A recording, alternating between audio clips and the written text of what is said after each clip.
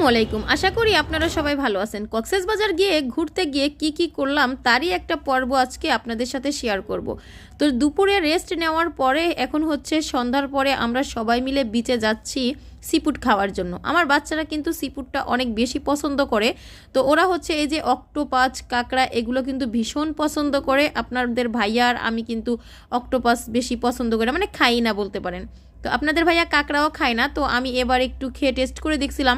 তো আমার কাছে ভালোই লাগছিল। এই যে দেখেন, ওনারা ধরে ধরে দেখাচ্ছিল যে কোনটা বড় সেটাই বাচ্চারা নিবে। তো এই যে আমরা এখান থেকে ওনাদের কাছ থেকে কাঁকড়া এবং অক্টোপাস আর হচ্ছে একটা লবস্টার নিয়ে নিলাম। এগুলা হচ্ছে ভেজে খাবো। তো এই যে কাঁকড়ার চোখে একটু খোঁচা দিয়ে দিয়ে দেখা হচ্ছে যে এগুলা কি করতেছে।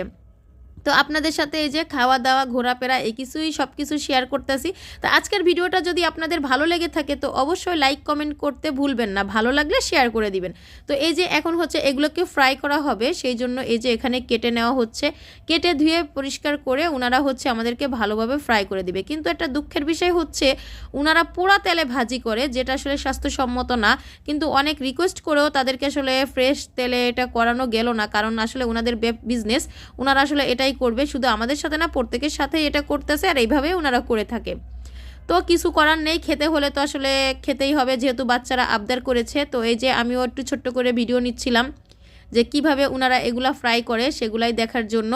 তো এই যে দাঁড়িয়ে দাঁড়িয়ে একটু ভিডিও নিচ্ছিলাম যে কিভাবে ফ্রাই করবে, তাই আমিও দেখে নিচ্ছি কাঁকড়া কিভাবে কাটতেছে। এই যে দেখেন, আপনাদের সাথেও একটু শেয়ার করে দিলাম যাতে করে আপনারাও বাসায় বসে এইভাবে করে খেতে পারেন।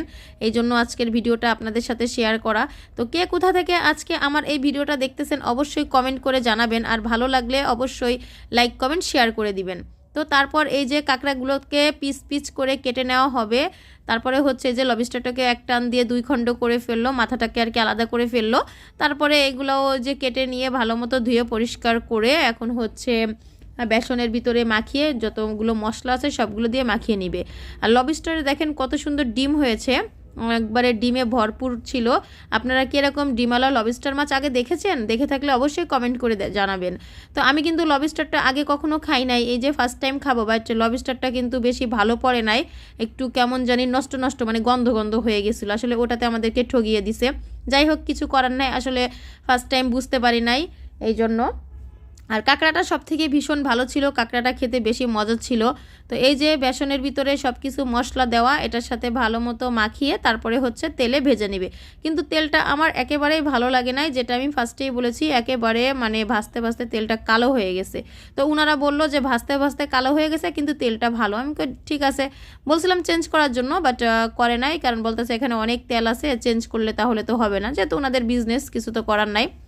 তো এই যে এখন হচ্ছে লবস্টারটাকে ভালো মতো বেসনে ডুবিয়ে নিয়ে এই যে ভেজে দিচ্ছে। তারপরে আমরা খেয়ে দিয়ে নিলাম, খাওয়া দাওয়া করে। এই যে দেখেন লবস্টারটা, তারপরে কাঁকড়া এবং এগুলা আমার কাছে এত বেশি ভালো লাগে নাই, শুধু কাঁকড়াটাই ভালো লেগেছিল।